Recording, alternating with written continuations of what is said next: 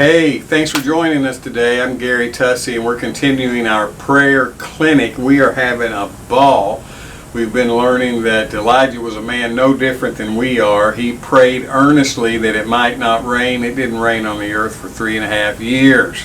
He literally had said to King Ahab, he said, King Ahab, it's not going to rain until I say it's going to rain. And it did not. So the words that Elijah spoke were powerful in the earth, but here's the thing Pastor James was making so clear to us. We're no different than him. We're to have tremendous power available, dynamic in its working. When we are doing what we call prayer, and prayer, remember, we've gone over this a little bit, prayer is multifaceted. There are many different types of prayer. There are many different types of postures in prayer. There are many different things to expect to receive by the certain types of prayer. All right, so we're going to continue all that. So I'm going to set my timer here. We go about 15 minutes, so nobody gets too tired, and you get some get some word that is not taking us all day to get to it. Heavenly Father, thank you for the privilege of speaking this word to those who will hear it. Open the ears of the listener, that this drops into their spirit and they receive great things that you have in store for them in the name of Jesus. All right. As I was just reviewing there just a moment ago, James said that we are to have tremendous power available, dynamic in its working when we pray. When we are men and women of prayer, we are to have tremendous power available, dynamic in its working. And Elijah was no different than me and you. He put his pants on the same way. He absolutely brushed his teeth the same way, combed his hair the same way, dealt with things that we have to deal with on a regular basis. He is no different. And so out of that, we've learned that expectation is the product of faith. He prayed the prayer of faith when he said to King Ahab, it's not going to rain until I say it's going to rain. He spoke truth, and the natural physical elements of the earth obeyed him at the words of his mouth. Somebody says that's fantasy stuff. No, that's not fantasy stuff. That's reality stuff. He prayed. It didn't rain until he said it's going to rain. Then it rained. James said, you're no different than Elijah. Elijah did this. You make tremendous power available, dynamic, and it's working in your own life as well. So we've gone over that already, so I hope I'm not having to convince you of all that. I'm on the edge of my seat for this one today. Let's take a little bit of a look at what Elijah did. Elijah didn't go to Ahab and ask permission for the rain to stop. He didn't go to Father God and ask permission for the rain to stop. He just simply said words that came out of his mouth, and the rain stopped. The prayer of faith shall save the sick, and the Lord shall raise him up. That's another thing James said to us in the same passage of Scripture. Prayer of faith is what we're talking about here when it makes tremendous power available, dynamic in its working. The very first thing faith does is creates an atmosphere of expectation. It's all cliche and it's all just rhetoric if we don't understand these things and make them real to us, make them alive to us, so we can work in them. Okay, so St. John chapter 12, if you'll turn over there with me. I'd like for you to turn with me if you can, and I know some of you can't and you're catching this quickly, and so I always make clear what scripture that I'm pointing to. St. Matthew chapter 12, verse 34. Now keep in mind about what Elijah did. He said no rain. Okay? St. Matthew chapter 12, verse 34. O generation of vipers, how can you, being evil, speak good things? For out of the abundance of the heart the mouth speaks. A good man out of the good treasure of the heart brings forth good things. An evil man out of the evil treasure brings forth evil things.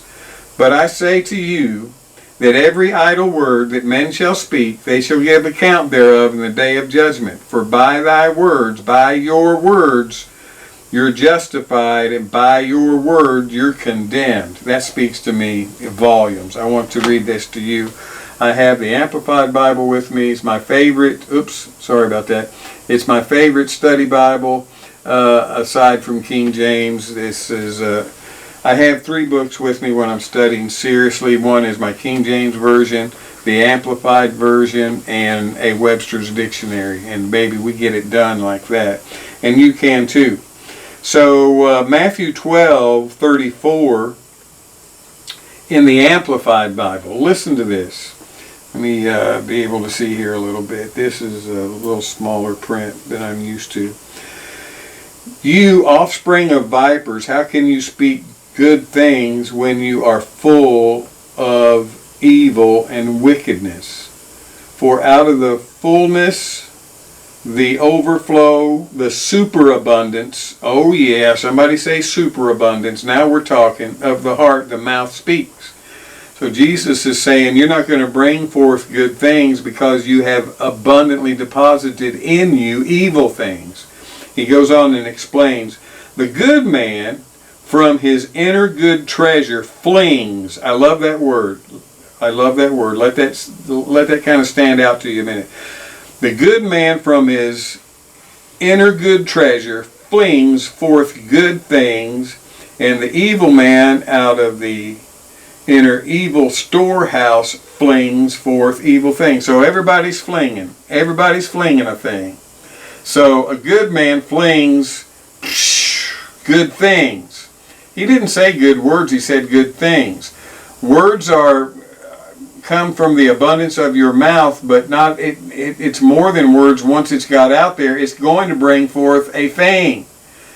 If you may not grasp this right now, but you are surrounded with, right now, what has been in you in abundance your whole life, your entire existence. That's what you're surrounded by right now. So, we can, by depositing properly in us, we can begin a superabundance. I love that word. Superabundance. He was talking about the superabundance of evil things, but it's the same deposit in a superabundance of good things. You're going to fling good things, not fling good words. That's you really can't separate the two, but he's making clear that you're flinging good things. We gonna fling a thing, baby. That's a major part of what prayer is. And plus, let me apply this again back to something we did in introduction. That was that we are men and women of always prayer. We are men and women who pray continually. And we're learning what it means to pray continually. Here's one challenge to pray continually. Elijah spoke to King Ahab about the weather. He didn't even speak to the weather. You know, Jesus rebuked the wind and the rain, but Elijah didn't do that. He just told the king, the authority, the highest authority in the land, highest natural authority in the land in that day, how it's going to be. And it was that way. And nothing could be done about it until Elijah decided that it would rain again. So, Elijah teaches us, that study of Elijah over there teaches us that praying and saying and praying and saying and praying and praying and saying, you can't separate the two. Which again makes clear the discussion that we're to always be in prayer. I asked somebody one time, because I knew where they were going, I knew how they were living. I asked somebody one time, do you believe that Father God sees you when you take a shower? And they said, no, of course not, no. Which is a sad way to live. He created you. There's nothing he doesn't see. Nothing. There's nothing he doesn't see. There are no words that go forth that are going to not produce. Now, what they produce is up to you. We're talking about prayer. Now remember, we're talking about prayer. Words produce. Let's go on and read there. A good man out of the good treasure of the heart. This is Matthew 12:35. Brings forth good things, and the evil man out of the evil treasure brings forth evil things. But I say to you, that every idle word that men shall speak, they shall give account thereof in the day of judgment. There we go. Every idle word. What's an idle word? Every word that goes from your mouth is to have an address on it and a purpose for it when it arrives. All right? I'm trying to do this in elementary terms. Every word you speak should have an address on it with an idea, function in mind once it gets there. An idea of what it's going to manifest once it gets there. Now, Jesus said every idle word you speak, because what's an idle word? You didn't put an address on it and you don't mean for it to do anything. You didn't put an address on it and you have no meaning behind the words expecting. Boom, that's it. That's what we're talking about. With an expectation of hope, or, here we go, we talked about this in our last session, with no expectation of life. He gives us all things that pertain to life and godliness. He's come that we might have life and have it more abundantly. So every word that you speak, well, somebody says, well, if I do that, I'm going to be really boring. No, you're not. No, you're not. As a matter of fact, you'll be quite exhilarating, and your words make tremendous power available, dynamic in its working. So people are going to want to be around you. They're going to want to hear what you say and see what you do. Okay? So idle words means you have no destination, no address on the words, and no intent for life once they arrive there. I hope you're getting something out of this. Let's see another, kind of go into this a little deeper over there in Mark chapter 11. Mark chapter 11, let's go ahead, we're taking our time, right? So let's start with verse 12. And on the morrow when they were come to Bethany, he was hungry, and seeing the fig tree afar off, having leaves, he came if happily, that means by happenstance, he might find anything thereon. And when he came to it, he found nothing but leaves, for the time of figs was not yet. And Jesus answered and said unto it. Now he's answering and saying to the fig tree. Somebody says, well, the fig tree didn't say anything. Well, there's a lesson. I better stop here right now. The fig tree spoke volumes to Jesus. First of all, Jesus was hungry. He was looking for something to eat. He was not happy that the fig tree was not bearing fruit yet. And he cursed it. He said, no man eat the fruit of thee hereafter forevermore. To the tree. To the tree. Okay, now, seeing the fig tree afar off, having leaves, he came if happily he might find anything thereon. And when he come to it, he found nothing but leaves, for the time of figs was not yet. And Jesus answered and said unto it, no man eat fruit of thee hereafter forevermore. Okay, well, the fig tree didn't say anything. Yes, it did. It spoke volumes that Jesus, you're not eating today. Jesus was not fasting at the time. But the fig tree said, Jesus, you're not eating today. You live in a world where inanimate and natural elements speak to you every day. What's your wallet speaking to you right now? What is your relationship with your family speaking to you right now? They don't need words to speak to you. What's your job situation speaking to you right now? Okay? Well, Jesus spoke to the tree, no man eats fruit of thee hereafter forevermore. And here's the key thing, his disciples heard it. His disciples heard it. Now, everything Jesus ever did was for the sake of his disciples. The reality of that tree and what happened with it was for the disciples' sake. They heard but Jesus didn't say to them, hey, pay attention. What I'm about to do to this fig tree, you're going to want to note this. He didn't do that. He just spoke to it and maybe didn't even break stride. Kept moving, man, just kept moving. So then, verse 20, in the morning they passed by and saw the fig tree dried up from the root. And Peter, calling to remembrance, says unto him, Master, behold, the fig tree which thou cursed is withered away. And how many know that it's no surprise to Jesus? He prayed and believed he received it, and he had it, baby. Jesus answered and said unto him, have faith in God. See, you're not going to have prayer without faith, and faith without prayer. Have God's faith.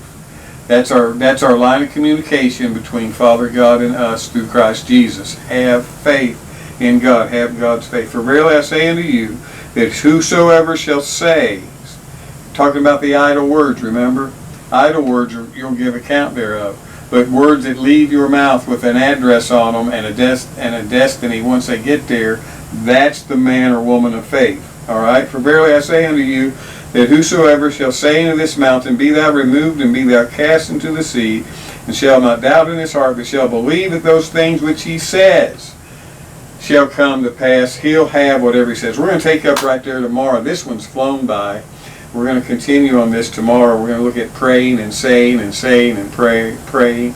Words going forth. We think, we'll address this our next time together, that prayer is a religious thing. Prayer is there's all sort of piety in prayer. It's the folding of hands and saying lofty words. No, it's not. It's every word you said today. That's prayer. Oh yeah, we're going to get into that. Don't miss out on that. Be sure to, those of you watching over YouTube, push the share button. It's right there under the picture. We're having a subscribe-a-thon. So we want you to also subscribe and share as you see these teachings on YouTube, and also obviously it's going on the Facebook side too, so Facebook can get over there and enjoy what's happening over there on the YouTube side. The YouTube side is get over there and search Tussey Television. Just search Tussey Television, it'll pull up nearly 400 videos now of teaching and music and just good times together, okay? Also, you can visit our webpage, which is full of content as well. It's tusseyonline.com. It's tusseyonline.com. Till next time, this is Gary Tussey reminding you that Jesus is alive and well and His Word is working in the earth today.